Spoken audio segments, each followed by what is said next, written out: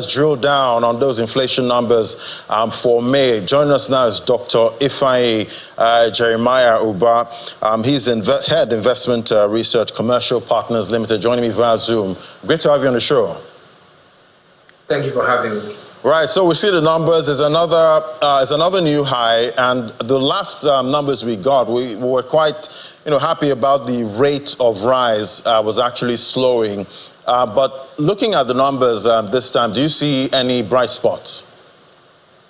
Oh yes, we actually got some mixed data from the MBS data in the inflation figures in May. While we saw year-on-year numbers inch up higher, we saw month-on-month reduce slightly, but the core inflation and headline inflation are still in levels that are very uncomfortable for me to say we should start throwing a merry-go-round. Inflation is something that affects everybody from the rich to the poor, but when we drill down to the numbers, we see that it is the most essential services that are having the highest hike compared to last year. Right, and we did get a check on the markets over the weekend. We checked the prices of RAM. We checked the prices of, normal condiments that we normally buy to, celebrate this season. And the prices are really, really high at this time. Talk to me about how much you think the average consumer, can take right now in Nigeria.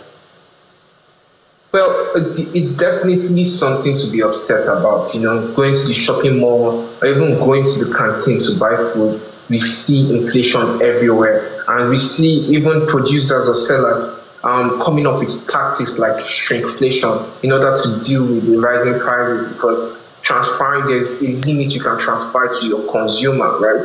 Now, although we see prices inch up when we compare like this festival to last year's festival, on a month-on-month basis, prices don't just jump up. It has been going slowly. So when we compare this month to last month, we probably see prices probably inch down. So maybe a tactic to have done is to have bought maybe our condiments or around 3 months earlier, factoring the cost of feeding.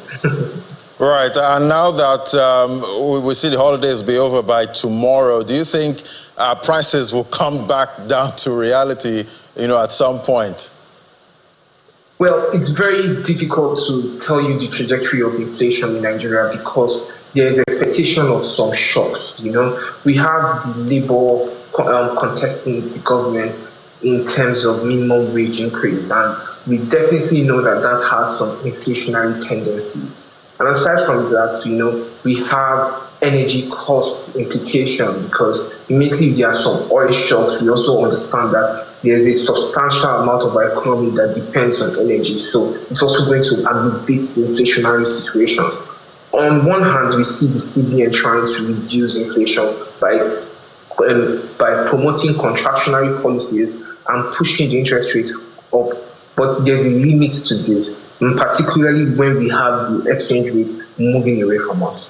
Right, and talking about, the inflation numbers still rising, we see federal government and Labour still trying to find that sweet spot when it comes to a national minimum wage. Where do you think inflation will be when both parties finally agree?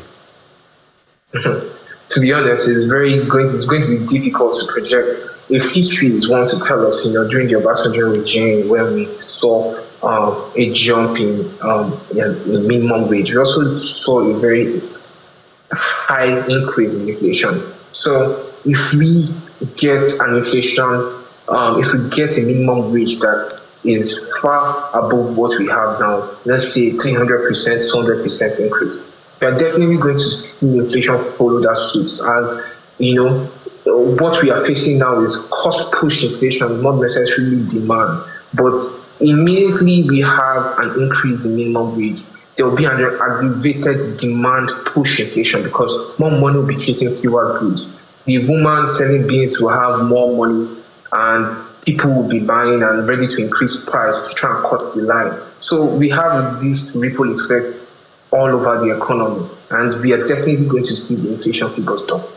And how do you think this is going to influence what the MPC does, at the next meeting? You did mention that they're running out of wiggle room when it comes to raising interest rates. So, the interest rate comes at a cost. It comes at the cost of borrowing, and it comes at the cost to businesses, and increasing the interest rates to a point just aggravates the misery in the economy. So the Apex Bank governor has a lot to think about and factor in. But knowing that the real runaway cow in the room is inflation, and doing everything to tame it in collaboration with fiscal policy by now will be the next approach for a formidable outcome. I guess this season we'll call it the runaway ram. At this point, thank you so much. It was great having you, Dr. Thank you for having me. Dr. Ifeanyi Jeremiah Uba is the Head Investment Research Commercial Partners Limited. Thank you so much. Thank you for having me. All right, we'll take a break now. When we come back, we'll find out how organizations are navigating all of these challenges as it impacts talent and the labor force at this time. That's our next conversation. Just stay with us.